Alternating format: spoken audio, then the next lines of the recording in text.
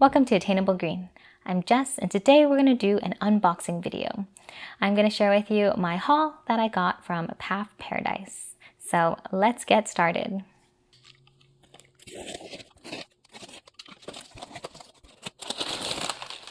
So I'm going to just remove some of these plants. They're pretty tightly packed together.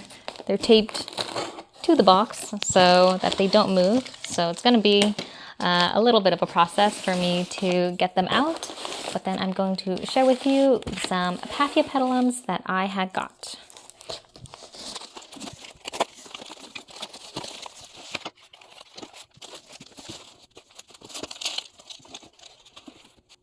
So I got 7 Paphiopedilum from Paph Paradise, and I'm just really excited to share them with you. So I'm going to unwrap them and talk a little bit about them.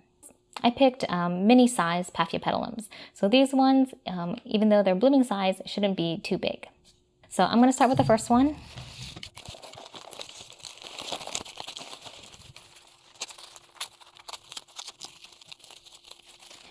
Okay, so this one is a complex Paphiopedilum in spike. The tag says it's Paphiopedilum Enzan crown tree Enzan Sholt crossed with tree of Enzan. So this one is currently in spike and it looks super duper healthy. These Paphiopedilums are also known as bulldog paphs, and they're primarily known for their nice full round flowers and very waxy pouch. These ones are really good for beginners because they are very tolerant of a wide range of temperatures and lighting conditions. Okay, this is the next one. Let's open this one up.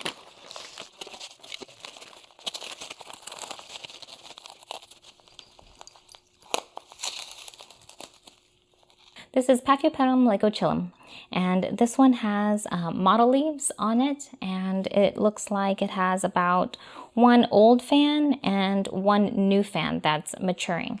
So this plant is part of the Paphiopedilum subgenus, and these ones are pretty much known for their really spotted flowers on a white background. This particular one is a very warm growing species. This one likes to sit on a heating mat during the winter time so that the temperatures don't dip below, I think 70 degrees or even 65.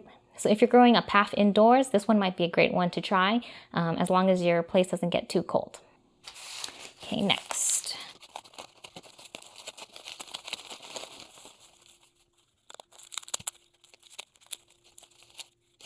So this is the Paphiopedilum Venistem, and this one's known for having a veining throughout the pouch of the flower, and it kind of has, and this is one of the species that goes into the newer mottled type hybrid breeding because it gives really interesting coloration, and the veining on the pouch is just really cool. This one currently has 1 fan, and it looks like it's maturing its latest leaf, so this one is pretty cool.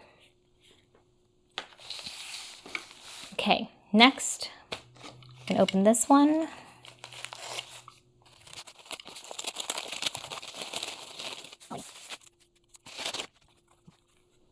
Alrighty, so this little one is in spike, and this is the Paphiopedilum Fairianum.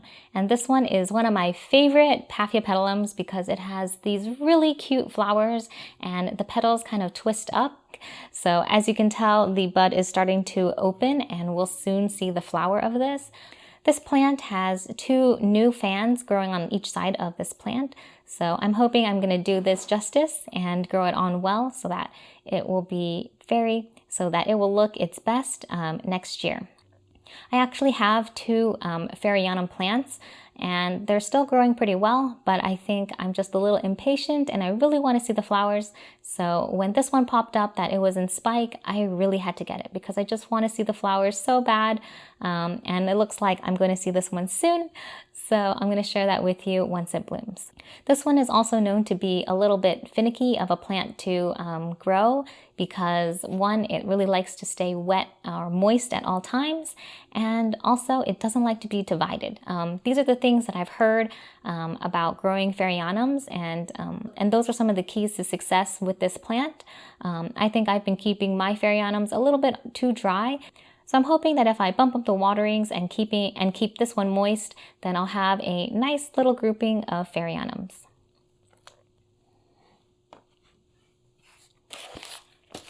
Okay, next.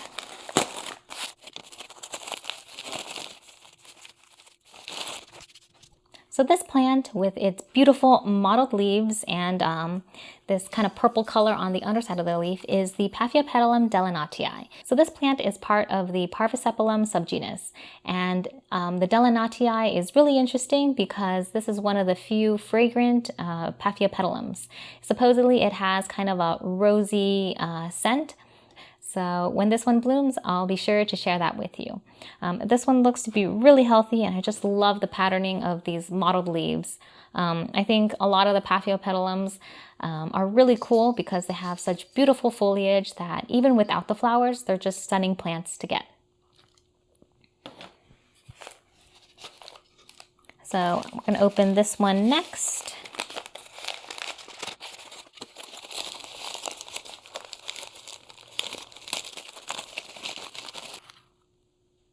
So this one is another mottled leaf species. This is the Paphiopedilum barbatum variety nigritum. So basically this is kind of a dark colored Paphiopedilum. It's not to the point of vinicolor. This one has a really stunning flower that you just have to see in person. This one has beautiful mottled foliage as well, and it currently has 3 fans. It looks like one of them already previously bloomed, and so these 2 new fans that are maturing, I'm hoping that we'll probably see some spikes in this later in the year.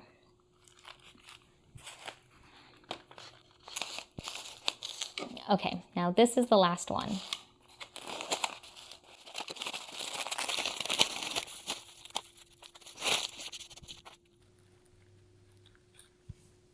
Okay, so the last one is also one of the smaller ones. This is a miniature Paphiopedilum. This is the Paphiopedilum henryanum, and it has 3 fans currently. It looks really healthy, and this paph is known for its waxy flower with kind of a spotted dorsal sepal. So it looks really cute and miniature, and I'm sure that as I can grow this, it can be a specimen-sized plant in a very small pot. I heard that this one is pretty easy to grow, so that's one of the reasons why I picked it. So that's my haul from Paph Paradise. As you can tell, I got a wide array of different Paphiopedilums. Some of them are mottled with beautiful variegated foliage, and some are the strap leaf or solid color green leaf type Paphiopedilums. Most of these plants are considered really easy to grow, so they're great for beginners. And with new breeding, these plants are supposed to grow a little bit faster than the Paphiopedilums of the past. So I'm hoping that I can do well with these ones and be able to take care of them the way that they really should be grown and share with you the blooms as they come. Getting started with Paphiopedilums is kind of a slippery slope, at least I think so, because once you dive in, you just learn about all of these different types, and they're so interesting and each one is so unique. You can never stop finding new ones to acquire. So this is my Paph haul from Paph Paradise, and I am loving how healthy everything looks, and I'm just really excited about the ones that are in spike, and the blooms will be amazing once they open, and I just can't wait.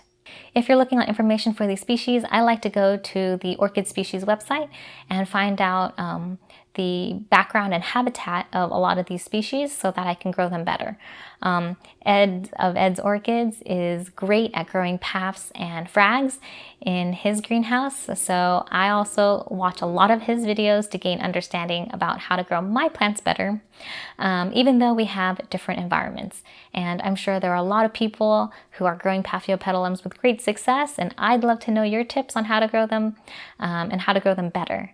So if you like this video, please give it a thumbs up and subscribe to my channel Attainable Green to follow along on my orchid growing journey. Hope you all are doing well, and I'll see you in the next video. Bye!